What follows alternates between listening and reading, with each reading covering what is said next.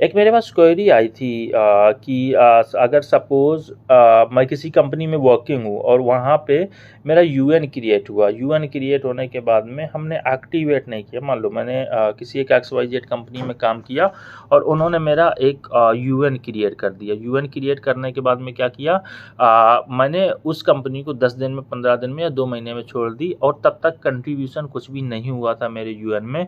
तो अब यहाँ पे सवाल आता है कि जब हम नेक्स्ट कंपनी में जाएंगे तो क्या नेक्स्ट कंपनी को बैकग्राउंड वेरिफिकेशन में ये पता चलेगा कि आपने वहाँ काम किया है कि काम नहीं किया है, और अगर यूएन एक्टिवेटेड नहीं है तो देखो दोस्तों, उस केस में क्या होता है कि आप किसी कंपनी में वर्किंग थे, यूएन क्रिएट हुआ एंड उसके बाद आपको यूएन एक्टिवेट कराना होता है। अब आपने यूएन एक्टिवेट किया नहीं किया अलग केस है।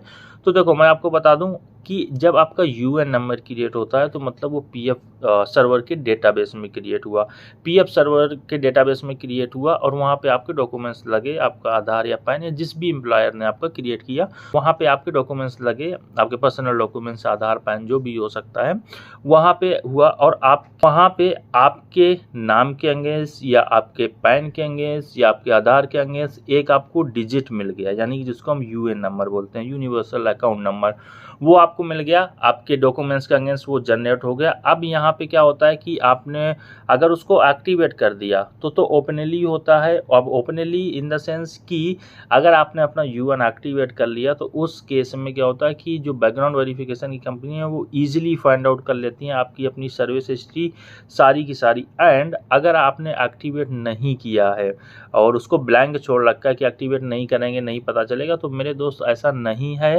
एक्टिवेट ना करने के केस में भी अगर कंपनी ज़्यादा डेप्थ में जाती है, ज़्यादा डीपली बैकग्राउंड वेरिफिकेशन करती है कोई भी नेक्स्ट कंपनी, तब भी आपका वो बीजीबी में निकाल लेंगे कि आपका यहाँ पे इस कंपनी में या इस टेन्योर में आपका यूएन नंबर क्रिएट हुआ है।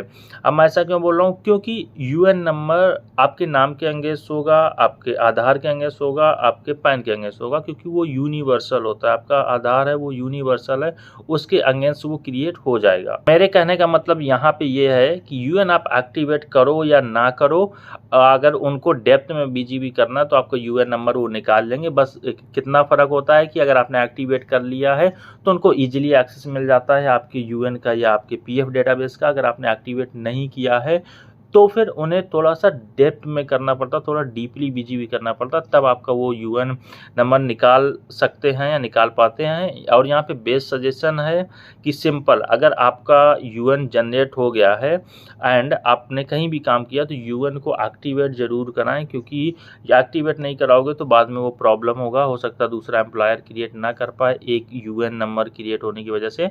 तो अगर आपका यूएन क्रिएट हुआ तो उसको एक्टिवेट ज़रूर कराएं ऑन एंड अपने एम्प्लॉयर को बताएं, जो भी नेक्स्ट कंपनी में जा रहे हैं उनको क्लियर बताएं कि यहाँ पे मैंने इतना इतना काम किया, मेरे पास सारे डॉक्यूमेंट्स ओरिजिनल हैं, ये इवन मेरा यूएन भी क्रिएटेड है सब कुछ, और मेरे पास सारे रियल डॉक्यूमेंट्स हैं। आराम से आपका बैकग्राउंड वेरिफिकेशन हो जाता है।